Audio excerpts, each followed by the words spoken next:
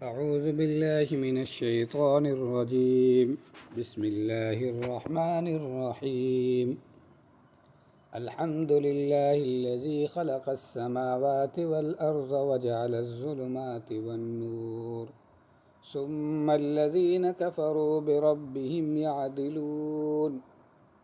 یہ سورۃ الانعام مکی صورت ہے، چند آیتوں کے یہ مکی صورت ہے اور اس میں 165 آیتیں اور 20 رکوع ہیں۔ اس صورت کی ایک خاصیت تو یہ ہے کہ یہ مکہ مکرمہ میں پوری کی پوری صورت نازل ہوئی چند آیتوں کے کہ 70,000 فرشتے اس کے جلوے میں تسبیح پڑھتے ہوئے آئے تھے۔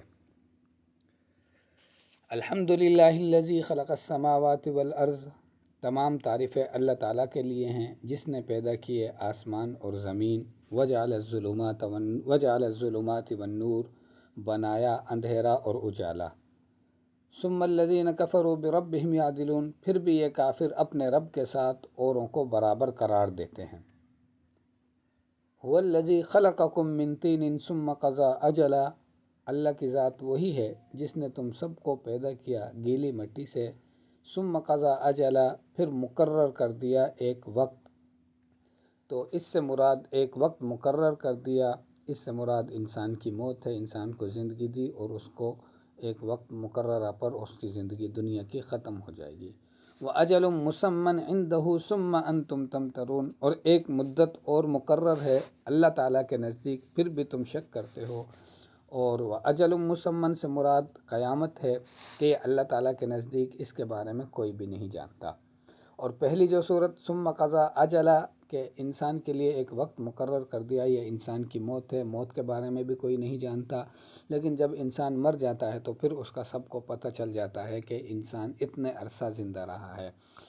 اور دوسری قیامت کے بارے اور فرشتوں کو معلوم ہوتا ہے کہ انسان اس وقت مرے گا، لیکن قیامت کا علم اللہ تعالیٰ کے سوا کسی کو معلوم نہیں، کوئی نہیں جانتا۔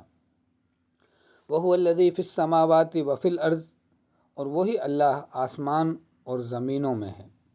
یعلم سرکم وجہرکم، وہ جانتا ہے تمہاری چھپے ہوئے رازوں کو اور کھلی ہوئی باتوں کو۔ ویعلم ما تکسبون، اور وہ جانتا ہے جو تم کرتے ہو۔ وما تأتیہم من آیۃ من آیات ربہم الا کانوا عنہا معرضین، اور نہیں آئی ان کے پاس کوئی نشانی ان کے رب کی نشانیوں میں سے مگر وہ ان سے اعراض کرتے رہے۔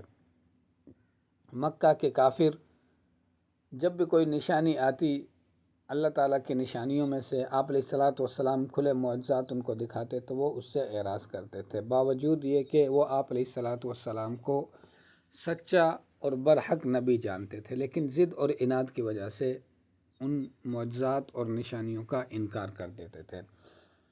فَقَدْ كَذَّبُوا بِالْحَقِّ لَمَّا جَاءَهُمْ فَسَوْفَ يَأْتِيهِمْ أَنْبَاءُ مَا كَانُوا بِهِ يَسْتَهْزِئُونَ، بے شک جھٹلایا انہوں نے حق کو جب ان تک پہنچا، سو اب آئی جاتی ہے ان کے آگے حقیقت اس بات کی، یستہزئون، جس کا وہ مذاق اڑاتے تھے۔